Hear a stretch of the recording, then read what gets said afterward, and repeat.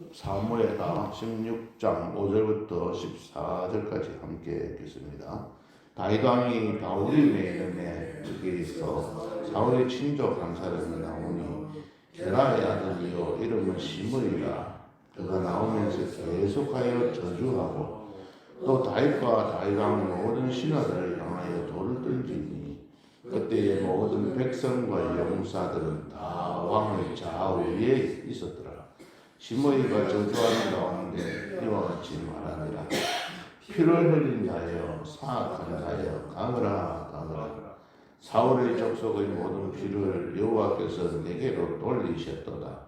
그를 이어서 네가 왕이 되었으나 여호와께서 나를 내 아들 압살롬의 손에 넘기셨도다. 보라, 너는 피를 흘린 자이므로 나를 자초하였느니라 하는지라. 서로야의 아들 아비새가 왕께 여짜오되 이 죽은 개가 어찌 내 주 왕을 저주하리이까. 청하건대 내가 건너가서 그의 머리를 베게 하소서. 왕이 이르되 서로야의 아들들아 내가 너희와 무슨 상관이 있느냐. 그가 저주하는 것은 여호와께서 그에게 다윗을 저주하라 하시니 네가 어찌 그리하였느냐 할 자가 누구겠느냐 하고 또 다윗이 아비새와 모든 신하들에게 이르되 내 몸에서 난 아들도 내 생명을 대하려 하거든 하물며 이 베냐민 사람이랴. 여호와께서 그에게 명령하신 것이니 그가 저주하게 버려두라. 혹시 여호와께서 나의 원통함을 감찰하시리니 오늘 그 저주 때문에 여호와께서 손으로 내게 갚아 주시리라 하고 다윗과 그의 추종자들이 길을 갈 때에 시므이는 산비탈로 따라가면서 저주하고 그를 향하여 돌을 던지며 먼지를 날리더라. 왕과 그와 함께 있는 백성들이 다 피곤하여 한 곳에 이르러 거기서 쉬니라. 아멘. 지난번 시간에는 시바에 대해서 살펴보았습니다. 오늘은 시므이에 대해서 함께 묵상해 보도록 하겠습니다. 이 시므이는 사울의 친족 베냐민 사람입니다. 그러니까는 이 베냐민 지파에 속해 있는 이 사울의 친족이 되다 보니까 사울 왕위에 이제 모두 다 그 적이 끝나버리고 그 다음 이 다윗 왕이 올라온 것에 대해서 불만을 가진 겁니다. 그러니까 실제적으로 다윗이 사울을 죽이거나 사울 왕가를 다 없이고 왕이 되고 이런 상황은 아니잖아요. 근데 만약에 경우 그때 두 번이나 사울을 죽일 수 있는 기회가 있었지 않습니까? 그런데 그때 만약에 다윗이 사울을 죽였더라면 이보다 더한 어떤 그런 비난을 받게 되었을 것입니다. 그러니까 사울을 죽이고 자기가 임금이 되었으니까 일종의 사울 왕가로 와서는 역적이고 이스라엘 민족 전체적으로 보면은 그들도 이 다윗을 볼 때에 쿠데타를 일으킨 사람으로 인정할 수밖에 없었을 겁니다. 근데 다윗의 입장에서는 정당하지 않습니까? 왜냐하면 하나님께서 기름을 부으셔서 왕으로 삼으실 것이라고 사무엘을 통해서 기름 부음을 받았기 때문에 본인은 스스로 그렇게 생각을 했을지도 모릅니다. 그러니까 이 때가 아니라는 거죠. 때가. 이래서 때가 이 다윗이 왕이 된다 할지라도 그 때가 아니라는 거죠. 그래서 그 때를 이제 알았던 거죠. 우리가 알고 있다시피 요셉이 아니고 모세가 40이 되었을 때 내가 이 나라를 위해서 이 히브리 민족들은 내 동족을 구해야 되겠다. 그런 생각을 가지고 뜨거운 심정으로 청년의 뜨거운 핏끓음으로 가지고 나섰다가 오히려 동족으로부터 오해를 받게 되고 자기가 살인자라는 것이 들통이 나고 난 다음에 도망을 갔지 않습니까? 미디안으로. 그래서 40년이 더 지나고 난 뒤에 그때에 이제 나타나서 이스라엘 백성들을 구원하는 자리에까지 이르렀습니다. 이 때가 있는 거잖아요. 때를 만약에 그때 이 다윗이 사울을 죽일 수 있는 두 번의 기회일 때에 죽였더라면 이 다윗은 지금보다도 더 어려운 공경에 처해 있었을지도 모릅니다. 어쨌든 이 시므이가 저주를 합니다. 네가 피를 흘렸었다. 네가 사울 왕가의 피를 흘려가지고 사울 왕가를 내려앉게 만들고 네가 왕이 되었으니 이 모양이 된 거 아니냐. 그래서 하나님께서 핑계는 이렇게 됩니다. 8절에 보면 여호와께서 내 아들 압살롬의 손에 이 나라를 넘기셨다. 남들을 보면 그럴듯한 그야말로 타당한 이야기이기도 합니다. 그래서 여호와께서 그렇게 하셨다. 네가 피를 흘린 자이므로 네가 화를 자초했다. 네가 스스로 이것을 가져갔다. 그렇게 하면서 비난을 하는 겁니다.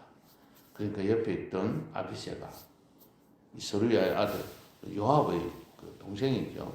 아비새가 나와서 이 죽이려고 했다고 막 앞에 나서서 죽이려고 했습니다. 그 머리를 베게 해달라. 그러니까 왕이 말합니다. 두 분이나 말하는데 10절에 보면은 그가 저주하는 것은 여호와께서 그에게 다윗을 저주하라 하십니다. 그렇게 또 이야기하고 11절에도 보면은 여호와께서 그에게 명령하신 것이니 이 다윗의 그 삶을 우리가 참 본을 받아야 되겠다. 자기에게 불리하고 남이 나를 비방하고 나를 원망하고 비난해도 그것은 여호와께서 다 작정하셔서 하신 것이다. 이렇게 받아들이는 그 다윗의 태도가 참 대단합니다. 우리 같으면 어떻게 했을까요? 열이 나가지고 복수하려고 내가 사울을 죽이냐? 내가 사울을 죽으라 했냐? 뭐 이러면서 막 열불을 막 표를 나타낼 수도 있었던 그런 상황이었는데 다윗은 내 몸에서 난 압살롬도 내 생명을 헤아리고 하는데 저 아무 관계도 없는 시므이가 저래 하는 게 관계없다. 이건 다 여호와께서 명령하신 것이다. 그래서 저주하게 가만히 내버려두라. 그리고 12절에 보면 오늘 그 저주 때문에 여호와께서 선으로 내게 갚아주실 것이다. 하나님 앞에 맡긴 거죠. 참 저의 모습을 또 이런 모습을 보면서 하나님 이렇게 해주십시오 하고 기도하고 오늘 찬송 부를 때도 태산을 넘어서 태산이라는 건 큰 산이잖아요. 높은 산을 넘어가고 험한 골짜기 깊은 골짜기를 지나간다 할지라도 우리가 빛 가운데로만 걸어가면 그 말은 하나님 말씀에 따라서 하나님 앞에 맡기며 하나님께서 항상 지켜주신다. 그걸 우리 신앙 믿는 사람들은 그리스도인들은 그걸 믿고 살아가는 거잖아요. 내가 원수 안 갚아도 하나님이 다 알아서 갚아주시는 거예요. 그래서 그대로 갚습니다. 나중에 어떻게 됐을까요? 다시 돌아올 때 시므이가 와갖고 손을 다 빕니다. 잘못했다고 용서해달라고. 그래서 사무엘 다윗이 용서해줬습니다. 근데 이 시므이가 나중에 되면 솔로몬 임금 때 자기 아들 때 이 솔로몬의 명을 어겨가지고 솔로몬에 의해서 죽게 됩니다. 어떤 이런 상황들을 보면서 우리가 첫 번째 생각해 볼 수 있는 것은 때가 있다. 하나님의 때를 기다려야 되겠다. 두 번째는 나를 원망하고 나에게 막 덤벼드는 사람들, 이런 사람이 있다 할지라도 그것은 다 하나님께서 하게 하신 것이다. 내가 나서지 말죠. 내가 막 본인 나가고 막 저놈 저기 죽여버리라. 인간이 저건 말이죠. 하면서 막 내가 뭐 잘못된 게 뭐 있나 하면서 덤벼들지 않고 하나님 앞에 맡기자. 세 번째 한 가지만 더 생각하고 마칠 겁니다. 만약에 경우 다윗이 시므이를 죽였다면 어떤 일이 벌어졌을까요?